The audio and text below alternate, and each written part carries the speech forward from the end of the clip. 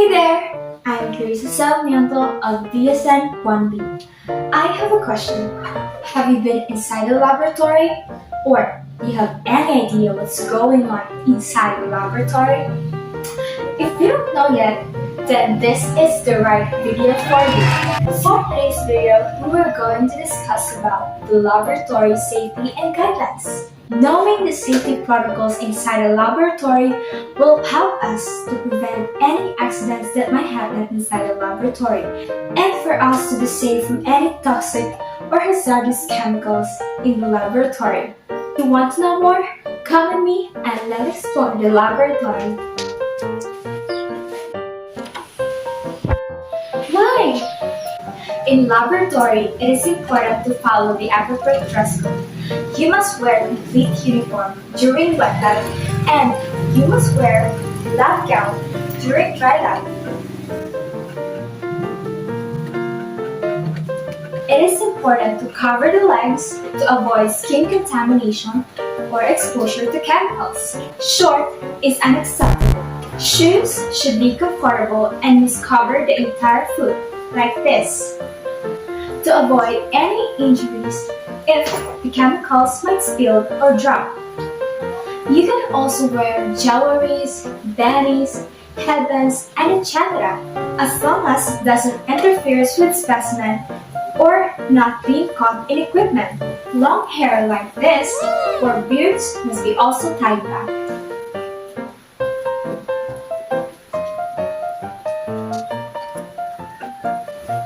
It is also important to wear gloves and safety goggles or face shield like this.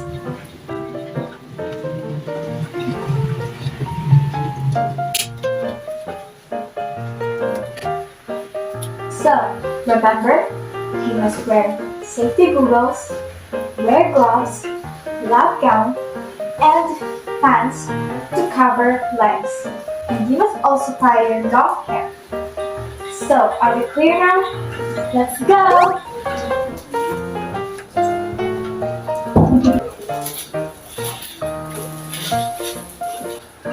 Avoid using cell phone or bringing kids inside the laboratory. You might be exposed in chemicals if you eat foods that were already contaminated with chemicals.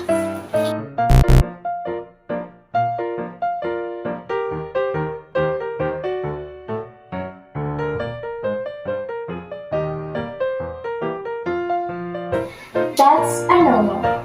Avoid touching your face, retouching with lipsticks or any cosmetics, and biting your nails, or anything that could contaminate in laboratory's equipment.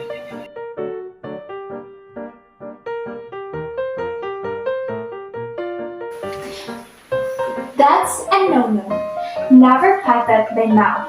Instead, use pipette bulbs to control the flow of chemicals from dropping and its amount.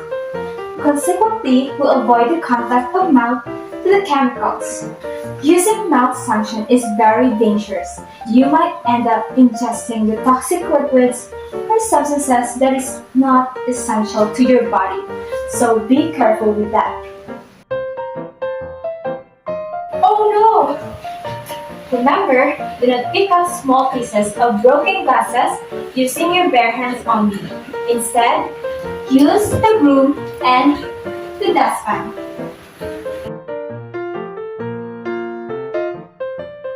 All chemicals should always be labeled according to the name of the substance, its concentration, the date it was received, and the person responsible for it to avoid confusion of chemicals in the experiment as well as unnecessary accident due to incorrect mixtures. Wash your hands after entering and before leaving the laboratory, especially the part of the skin that were exposed with chemicals. Also, have the habit of frequent hand washing.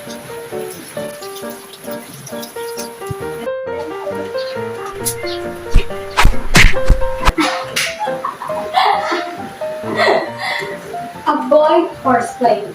Laboratory is not a playground, so don't play around using harmful tools like scissors or knives, which is supposedly used for experimentation only.